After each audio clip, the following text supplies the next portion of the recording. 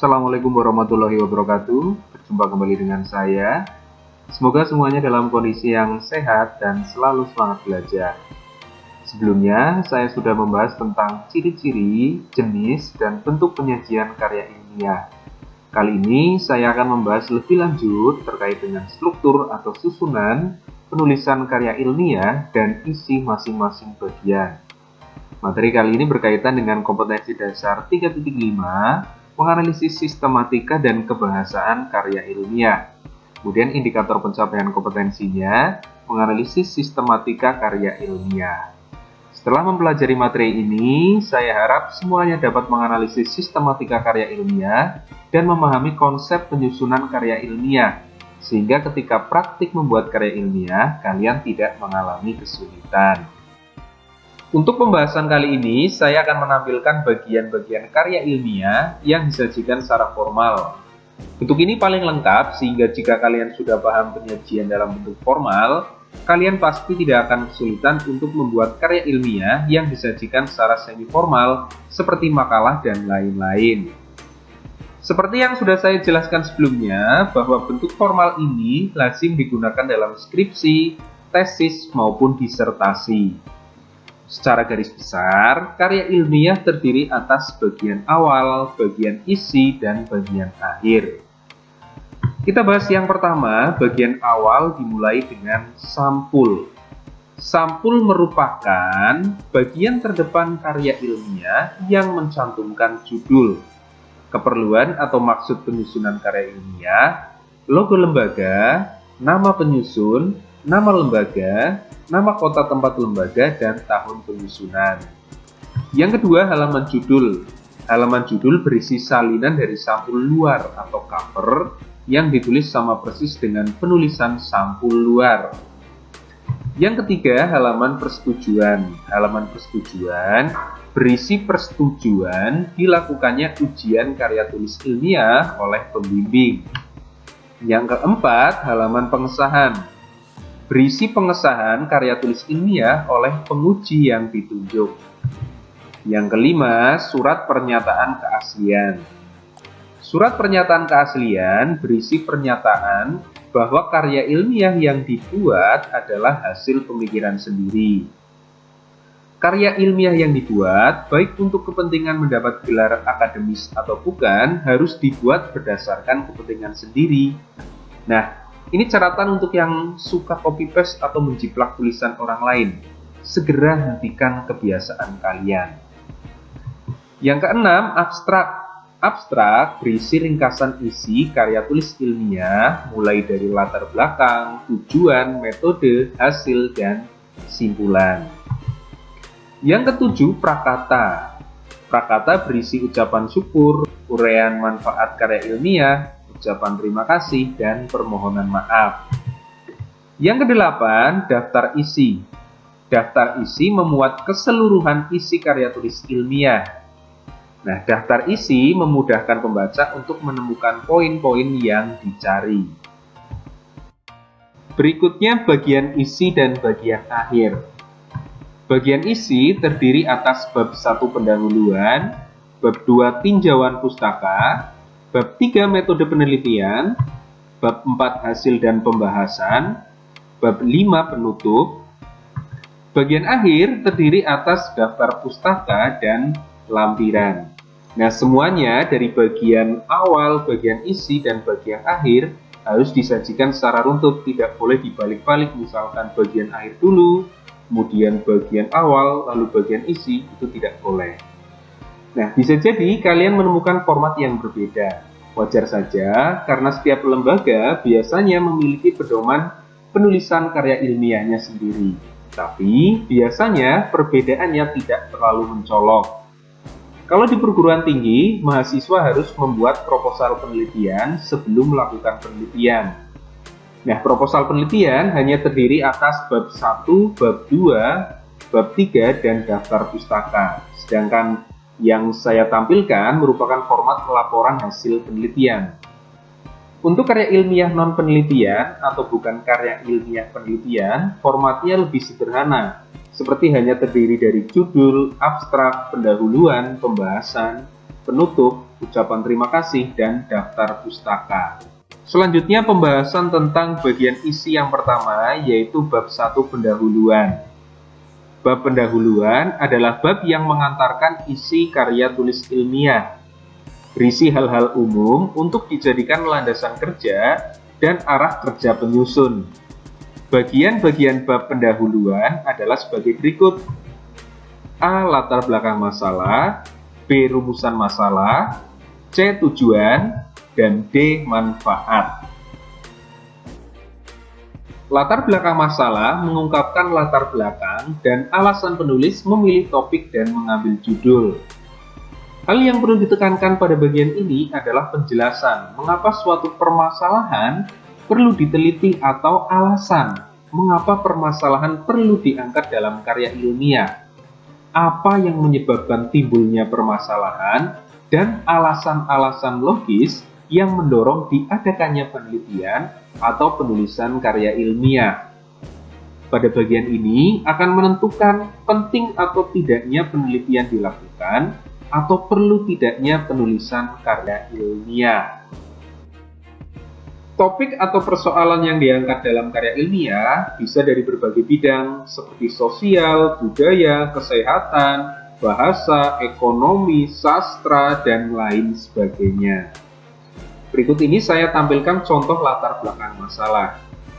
Latar belakang masalah yang saya tampilkan sesuai dengan judul karya ilmiah, teknik pengolahan sampah plastik di kota X. Silakan kalian cermati. Seperti yang sudah saya jelaskan tadi, bahwa latar belakang masalah harus mengungkapkan alasan penulis memilih topik atau persoalan dalam karya ilmiah, alasan mengapa perlu dilakukan penelitian atau urgensi, atau kenapa karya ilmiah yang kalian buat itu penting. Semuanya dipaparkan secara runtut mulai dari pengenalan masalah, lalu urgensi atau alasan dilakukannya penelitian, atau alasan dibuatnya karya ilmiah. Berikutnya rumusan masalah. Rumusan masalah berisi identifikasi masalah yang telah diungkapkan dalam latar belakang masalah. Rumusan masalah harus relevan atau sesuai dengan latar belakang masalah. Bagian ini mengungkapkan permasalahan yang akan dijawab atau dibahas dan dianalisis dalam karya tulis ilmiah. Rumusan masalah merupakan pertanyaan yang mencerminkan apa yang akan dilakukan dalam penelitian. Lazimnya, rumusan masalah disajikan dalam bentuk kalimat tanya. Kalimat tanya yang disajikan dalam rumusan masalah biasanya diawali oleh kata tanya apa, bagaimana, atau mengapa. Berikut contoh rumusan masalah berdasarkan latar belakang yang sudah saya sajikan sebelumnya. Bagaimana teknik pengolahan sampah plastik yang efektif di kota X? Nah, jawaban dari pertanyaan rumusan masalah ini akan dipaparkan dalam bab 4, hasil dan pembahasan. Berikutnya tujuan penelitian. Tujuan penelitian adalah hal yang dituju dalam penelitian, misalnya untuk menemukan, untuk mengetahui, untuk mendeskripsikan, dan lain-lain. Bagian ini mengungkapkan tujuan penelitian yang sesuai dengan rumusan masalah. Tujuan harus relevan dengan topik dan judul. Cermati contoh berikut. Kalimat tujuan mengambil kalimat rumusan masalah, tapi dihilangkan kata tanyanya dan diganti dengan tujuan. Misal kita buat tujuan dari rumusan masalah, bagaimana teknik pengolahan sampah plastik yang efektif di kota X? Tinggal kita hilangkan saja kata tanyanya dengan tujuan. Misalnya karena tujuan penelitian dalam karya ilmiah ini adalah menemukan teknik pengolahan sampah, maka kata bagaimana diganti dengan untuk menemukan. Berikutnya manfaat penelitian. Dalam karya ilmiah non-penelitian dapat ditulis manfaat saja. Manfaat penelitian adalah kegunaan dari hasil penelitian yang bersifat teoretis maupun praktis. Manfaat penelitian yang diperoleh bisa juga disebut kontribusi penelitian dalam memecahkan atau menjawab permasalahan penelitian.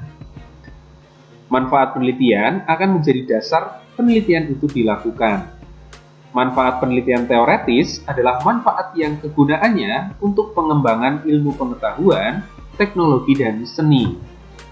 Manfaat praktis adalah manfaat penelitian yang kegunaannya untuk kepentingan saat ini dan atau yang akan datang, namun bersifat pragmatis atau bersifat praktis dan berguna bagi umum. Manfaat praktis penelitian berdasarkan jenis manfaatnya terdiri dari 1. Manfaat untuk tempat penelitian, 2. Manfaat untuk peneliti, 3. Manfaat untuk penelitian lebih lanjut. Berikut contoh manfaat penelitian. Nah, manfaat penelitian ini saya sesuaikan dengan latar belakang masalah karya ilmiah yang saya jelaskan sebelumnya. Misal contoh manfaat secara teoritis. Hasil penelitian ini dapat digunakan sebagai bahan ajar dalam kegiatan pembelajaran di sekolah maupun perkuliahan di perguruan tinggi. Contoh manfaat secara praktis. Hasil penelitian ini dapat digunakan oleh masyarakat sebagai referensi dalam mengolah sampah plastik.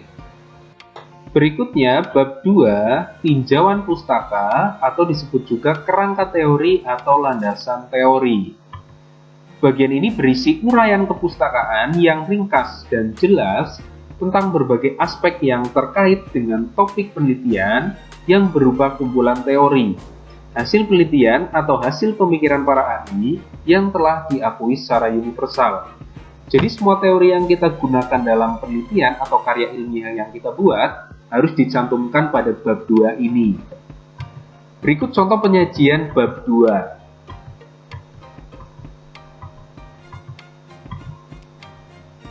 Berikutnya bab 3, metode penelitian.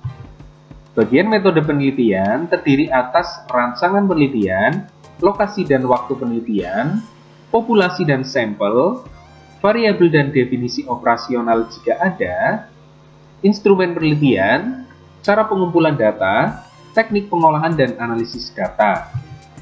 Metode penelitian berbeda-beda sesuai dengan jenis penelitian. Karya ilmiah non-penelitian biasanya tidak terdapat bagian metode penelitian. Berikut contoh penyajian bab 3, metode penelitian.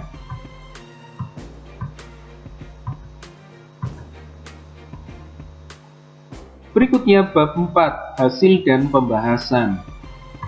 Bab 4 berisi jawaban dari rumusan masalah. Bagian hasil menguraikan hasil penelitian yang objektif berdasarkan rumusan masalah dan tujuan penelitian secara urut. Pada penulisan hasil penelitian tidak diperkenankan memberikan tanggapan atau argumen. Bagian ini hanya berisi hasil penelitian saja. Hasil penelitian dapat disajikan dalam bentuk tabel, diagram, grafik, atau lainnya sesuai dengan desain penelitian. Bagian pembahasan menguraikan temuan hasil penelitian, disertai penjelasan, argumentasi, dan analisis dari peneliti. Pembahasan dapat dilakukan dengan cara membandingkan hasil penelitian dengan teori atau membandingkan hasil penelitian terdahulu yang tersusun pada tinjauan pustaka. Setelah ditemukan kesamaan atau perbedaan dengan teori atau hasil penelitian terdahulu, peneliti harus mengutarakan pendapatnya terhadap hal tersebut. Berikut ini contoh bab 4, hasil dan pembahasan. Nah, bab 4 yang saya sajikan sebagai contoh ini saya sesuaikan dengan rumusan masalah yang sudah saya sebutkan sebelumnya. Berikutnya bab 5, penutup. Bagian penutup terdiri dari simpulan dan saran. Bagian simpulan berisi simpulan hasil penelitian secara sistematis sebagai jawaban dari rumusan masalah dan tujuan penelitian. Bagian saran berisi masukan atas pemecahan masalah yang dihadapi. Saran harus operasional dan objektif sehingga dapat dijalankan dan bermanfaat. Berikut contoh penyajian bab 5, penutup.